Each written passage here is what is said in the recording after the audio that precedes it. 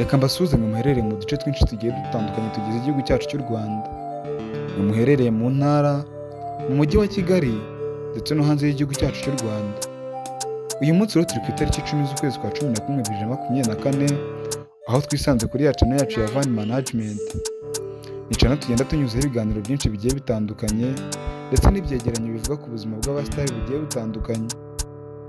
Uyu munsi rero tugiye kuvuga ku mukobwa w'ikirangirire muri sinema, umukobwa umaze gutwara imitima ya benshi, umukobwa ufite amarangamutima y'abatari bake mu Rwanda, muri Afurika ndetse n'ahandi henshi hagiye hatandukanye. Uwo mukobwa rero nta wundi ni Nyambo Jessica, cyangwa se uwa benshi bakunda kwita nka Aime. Iri zina Aime ni izina bakundaga kumwita mu karere ka Kirehe, aho yabaga avuye mu murima cyangwa se n'indi mirimo y'ikero yabaga ari gukora bamuhamagara Aime. Uyu mukobwa Nyambo Jessica rero ni muntu ki? Niba ushaka kumenya byinshi kuri Nyambo Jessica, ntibagire gukanda subscribe, share ndetse na comment. Wibuke kandi gukanda inzogera kugira ngo ujye ukomeza gukurikirana ibiganiro byacu bigiye bitandukanye. Tudatinze rero, uyu mukobwa Nyambo Jessica ni umukobwa uvuka mu burasirazuba bw'u Rwanda mu karere ka Kirehe. Ni umukobwa ufite imyaka 25 y'amavuko. Wavutse ku itariki 18 z'ukwezi kwa 4 mu 1999. Ni umukobwa waje kwiga amashuri y'abanza mu karere ka Kirehe, aza gukomereza amashuri yisumbuye mu karere ka Rusizi. Aho mu karere ka Rusizi yahize imyaka igera muri 4, mu wa mbere, mu wa kabiri, mu wa gatatu ndetse no mu wa kane. Ntabwo byaje gukunda ko uyu mukobwa Nyambo Jessica rero asoreza amashuri yisumbuye mu karere ka Rusizi, aho avuga ko byamugoraga kumara amasaha 9 mu modoka iyo yabaga ari kuva i Kirehe azi Rusizi, cyangwa iyo yabaga atashye ava i Rusizi ajya i Kirehe. Uyu mukobwa Nyambo Jessica rero yaje kuba yarukarasa cyangwa se yaje kuba yajya gukomereza amashuri ye mu karere n'ubundi ka Kirehe, aho yahize umwaka wa 5 ndetse n'uwa 6. Iyo myaka ibiri yaje kwiga mu karere ka Kirehe avuga ko ari imyaka yamugoye, ni imyaka yamubangamiye, ni imyaka yamubabaje, aho yigaga arwaragurika. Uyu mukobwa avuga ko abantu benshi mu gihugu batemera amarozi, ariko avuga ko wayemera bitewe n'uburyo yizemo. Uyu mukobwa Nyambo avuga ko yajyaga kuri taburo gusobanurira abanyeshuri, isereri rikamufata akikubita hasi, ubundi agasaba uruhushya agataha. Iyo atahaga yamaraga kugera mu rugo agahita akira, yagaruka ku ishuri n'ubundi akarwara, yataha agakira. Aho avuga ko rero abantu benshi mu karere ka Kirehe cyangwa se abantu bamwe na bamwe batifuzaga ko uyu mukobwa yarangiza kwiga. Nubwo avuga ko yize batabishaka, yaje kurangiza amashuri yisumbuye mu mwaka wa 2021, ubwo Covid yari imaze kugabanya amarere, imaze kugabanya amakare. Uyu mukobwa rero yaje gusoza kwiga, yibaza icyo yakora biramucanga, aho yabonaga abaturage benshi mu karere ka Kirehe cyangwa se ab'urungano rwe nta kindi bikoreraga ni ugucuruza ibitoki, ibijumba ndetse no guhinga. Uyu mukobwa rero yaje kugira amahirwe niko nabyita, aza guhura n'uwo tuzi nka Mutoni Asia cyangwa se Giramata. Ni umukobwa wagiye uca agahigo muri sinema nyarwanda, wakinnye mu Ntare y'Ingore ndetse n'izindi filime nyinshi zigiye zitandukanye, aho yakundaga kwakitingana n'uwo tuzi nka Jack. Uyu mukobwa rero Nyambo Jessica yaje kugirwa inama yo gukina filime nyarwanda, aho yaje kubyumva nawe ubwo abona ko yabishobora. Nibwo yazaga kugira amahirwe rero ahura na Clapton Kibonge, ubwo yamubwiraga ati niba wumva ukeneye gukina filime cyangwa se ubona ubishoboye, uzaze muri casting ubundi turebe ko wabishobora.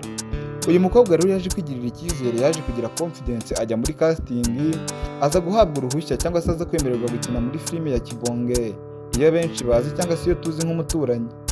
Iyi filime Umuturanyi rero niyo filime yaje kwereka Nyambo ko afite impano yo gukina filime. Ni filime yaje gutuma Nyambo yigirira icyizere ndetse aza kujya rukiritwa akajya gukina muri filime nyinshi n'ubundi zigiye zitandukanye.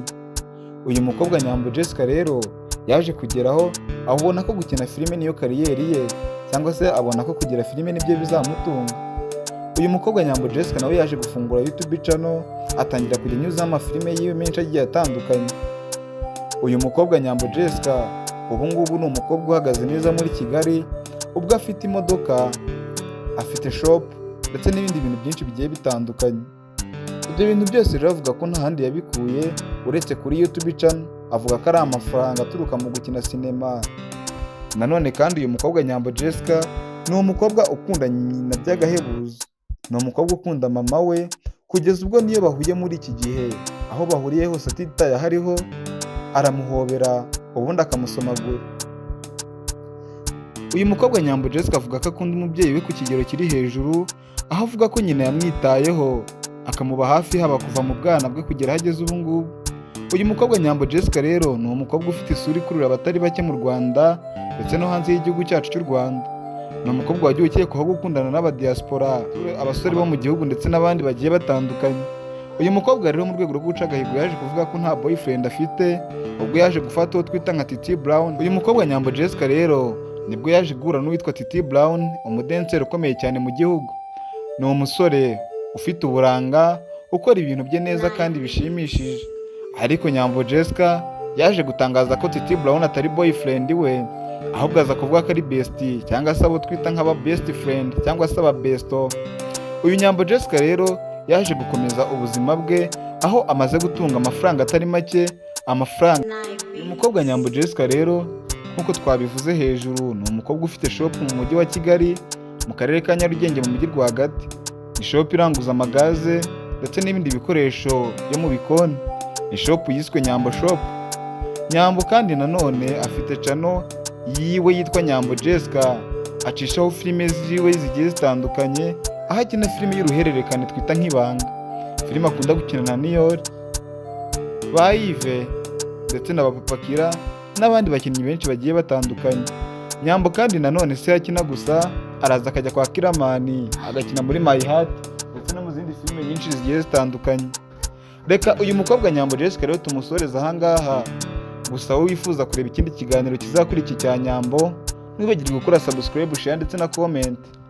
Turabakunda cyane rero, kandi niwe mwese muba mwabashije kureba izi video, mujye mubasha kutwandikira muri comment mutubwire izindi video mushaka ko zikurikiraho. Impamvu dukora ibi biganiro rero ni ukugira ngo nawe wumva ko wacikanywe ubashe kugerageza amahirwe, kuko burya impano ntabwo ipfa gupfuba iyo nyirayo atayigizemo uruhare. Nawe mu gihe uzabona ufite impano runaka, ujye ugerageza ariko bizange iyo wagerageje.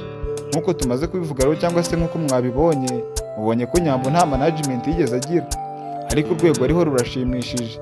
Nawe rero wakifasha byinshi kandi wagera kuri byinshi bigiye bitandukanye. Uze kwibuka gukanda inzogera rero kugira ngo ejo uzakomeze kubasha gukurikirana ibindi biganiro byacu bigiye bitandukanye. Ya Rivani Management, ndabakunda cyane, mukomeze kugira icyumweru cyiza.